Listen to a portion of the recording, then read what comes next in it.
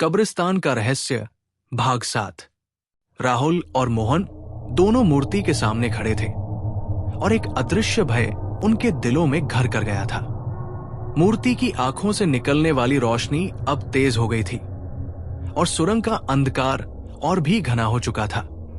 अचानक वो गहरी आवाज फिर से गूंजने लगी, तुम मुझे नहीं रोक सकते, मैं हमेशा तुम्हारे पास रहूंगा। तुम कौन हो? राहुल ने घबराहट के साथ पूछा। उसकी आवाज में संकोच था। तुम किससे बात कर रहे हो? वो आवाज एक क्षण के लिए शांत हो गई, फिर कहा, मैं वही हूं जो तुम्हें कभी चैन से जीने नहीं दूंगा। मुझे हर बार उठने की जरूरत नहीं होती, तुम खुद मुझे पुकारते हो और तुम मेरे पास आते हो। राहुल और मोहन एक दूसरे को घूरने लगे। ये आवाज न तो किसी इंसान की थी और न ही किसी जीवित प्राणी की। वो एक अदृश्य शक्ति थी जो समय और स्थान से परे थी। ये नहीं हो सकता, मोहन ने कहा। हमने इसे खत्म कर दिया था। ये सब क्यों हो रहा है? राहुल ने गहरी सांस ली और फिर उसने मूर्ति के पैरों में रखे पत्थर की ओर देखा। वो अब भी वही था और उसकी सतह पर कुछ और अजीब सा दिखाई दे रहा था। काले रंग की लकीरें धीरे धीरे उभर रही थी। राहुल ने उस पत्थर को ध्यान से देखा और महसूस किया कि यह पत्थर केवल एक साधारण पत्थर नहीं था। ये उस शक्ति का एक हिस्सा था जो हमेशा छुपी रहती थी। ये उसकी असली रूप की कुंजी हो सकती थी। हमें इसे तोड़ना होगा, राहुल ने कहा। अगर हम इसे तोड़ नहीं पाते तो ये शक्ति हमेशा के लिए हमारे साथ रहेगी। लेकिन जैसे ही राहुल ने पत्थर को उठाने के लिए हाथ बढ़ाया, मूर्ति की आंखों से फिर से एक तेज चमक निकलने लगी और अचानक पूरी सुरंग में एक जोर का धमाका हुआ।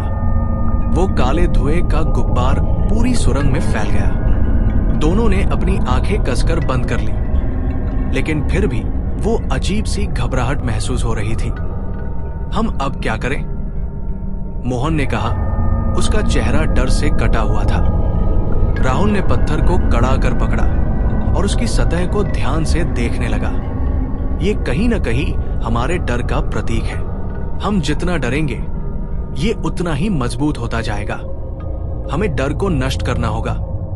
तभी अचानक मूर्ति से एक विस्फोट हुआ और एक तेज ठंडी हवा चलने लगी। हवा इतनी तीव्र थी कि वह दोनों संतुलन खो बैठे।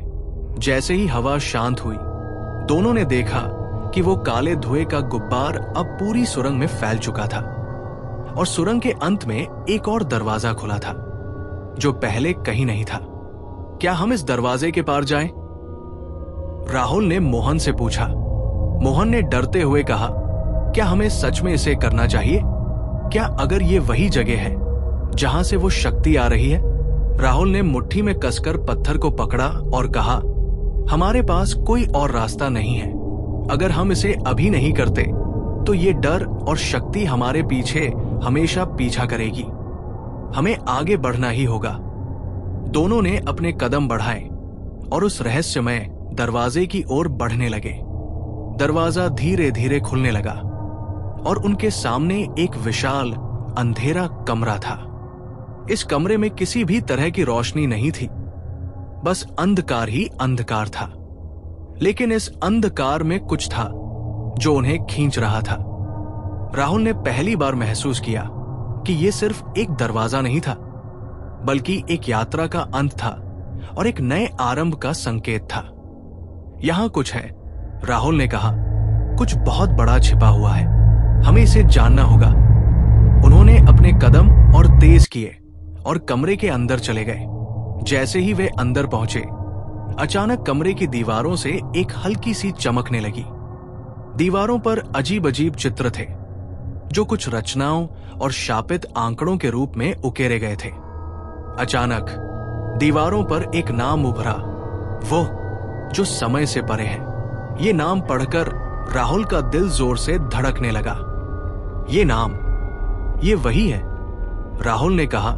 ये वही शक्ति है जिसके बारे में किताब में लिखा था। राहुल और मोहन ने देखा कि दीवारों पर एक विशेष चिन्ह था। ये वही चिन्ह था जो वे पहले किताब में देख चुके थे। ये चिन्ह अब पहले से कहीं अधिक उज्जवल और चमकदार था। और तभी कमरे की हवा में कुछ हलचल हुई। तुमने उसे फिर से जगा लिया। एक गहरी, डरावनी आवाज गूंजी। अब तुम्हारा कोई रास्ता नहीं है। राहुल और मोहन दोनों की आंखें चौड़ी हो गई, क्योंकि अब उन्हें महसूस हुआ कि ये सब कभी खत्म नहीं होने वाला था। ये चक्र सिर्फ एक शुरुआत थी, और अब वे उस अंधेरे और रहस्य के बीच घिरे थे जिसका सामना उन्होंने कभी नहीं किया था। कमरे की दीवारों पर उकेरे गए चित्र और चिन्ह अब और भी डरावने लगने लगे थे। हवा में एक सर्दी घुल गई थी, जैसे कोई छाया उनके आसपास घूम रही हो। राहुल और मोहन का दिल तेजी से धड़क रहा था, जैसे कुछ अनदेखा और भयावह उनके पास आ रहा हो। क्या तुम सुन रहे हो? मोहन ने डरते हुए कहा। उसकी आवाज कांप रही थी। ये कोई इंसान नहीं है, ये कुछ और है, कुछ बुरी ताकत। राहुल ने ध्यान से चारों ओर देखा और फिर वो चिन्ह पढ़ा जो दीवारों पर चमक रहा था। वो चिन्ह अब एक रहस्य बन चुका था। ये वही चिन्ह है, उसने कहा। ये कुछ संकेत दे रहा है, कुछ गहरे रहस्य का हिस्सा है। हमें इसका हल खोजना होगा। तभी अचानक दीवार के एक हिस्से में हलचल हुई और एक दरवाजा बिना किसी आवाज के खुला। दरवाजे के पार गहरी और भयावह अंधेरी सुरंग दिखाई दे रही थी। कमरे का तापमान और गिरने लगा था, जैसे कुछ अजीब सा हो रहा हो। हमें अब क्या करना चाहिए? मोहन ने डर के मारे पूछा।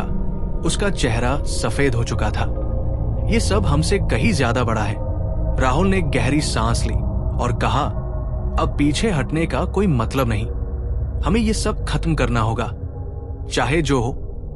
दोनों ने बिना किसी शब्द के उस दरवाजे के पार कदम रखा। जैसे ही वे सुरंग में दाखिल हुए, एक अजीब सी आवाज गूंजने लगी, मानो कोई उनका पीछा कर रहा हो। सुरंग के अंदर घना अंधकार था और हर कदम के साथ घबराहट बढ़ रही थी। सुरंग के भीतर एक बहुत पुराना पत्थर रखा हुआ था, जिसके ऊपर गहरे लाल रंग में कुछ लिखा हुआ था। राहुल ने करीब से देखा और वो पहचान गया कि ये वही पुरानी भाषा थी जिसे उन्होंने पहले किताब में पढ़ा था। वो अपनी मुक्ति का समय खोजता है, उसने पढ़ा।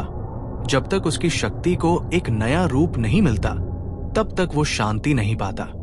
राहुल ने ये शब्दों को पढ़कर महसूस किया कि ये सिर्फ एक शापित कहानी नहीं थी, बल्कि ये एक चेतावनी थी।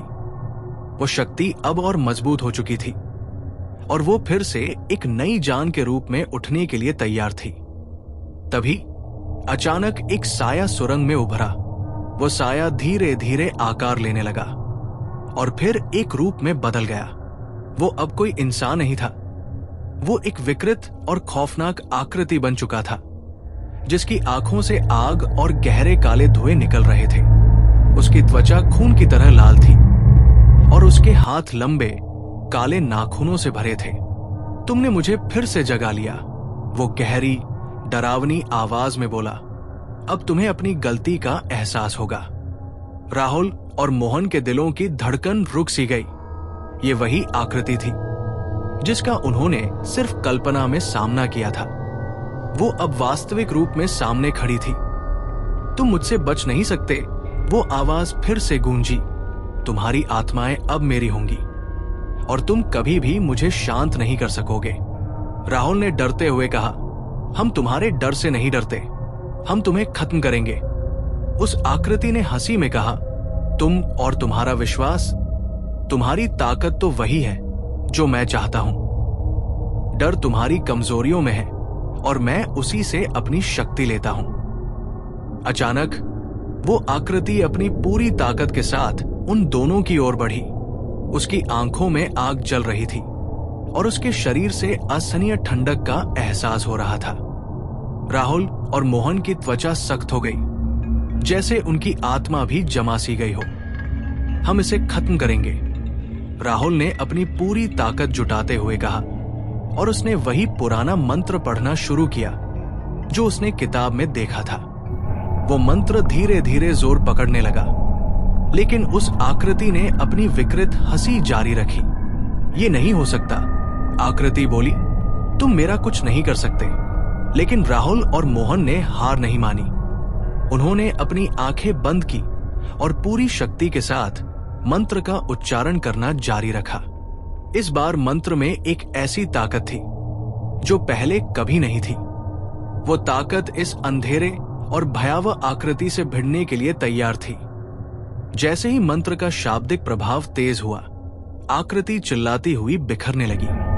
उसकी दीवारों की ध्वनियां तेज हो गई और फिर वो आकृति पूरी तरह से गायब हो गई। सुरंग का अंधकार हल्का होने लगा, लेकिन उस जगह की शांति अब असली नहीं थी। राहुल और मोहन के शरीर थक चुके थे, लेकिन वे जानते थे कि ये सिर्फ एक युद्ध था और उनका सबसे बड़ा डर अभी बाकी था। क्या हम सच में उसे खत्म कर पाए? मोहन ने गहरी सांस लेते हुए पूछा। राहुल ने हाथ में पकड़े पत्थर को देखा, जिसमें अब एक हल्की सी लकीर उभर आई थी। हमने एक युद्ध जीता है, लेकिन यह कहानी खत्म नहीं हुई है। एक और शक्ति जाग रही है और हम उसके और करीब जा रहे हैं। अचानक दोनों के पीछे एक आवाज आई, ये खत्म नहीं हुआ, तुम्हारा सामना अब और भयावह से होगा। कब्रिस्तान का रहस्य और भी गहरे रहस्य बाकी है।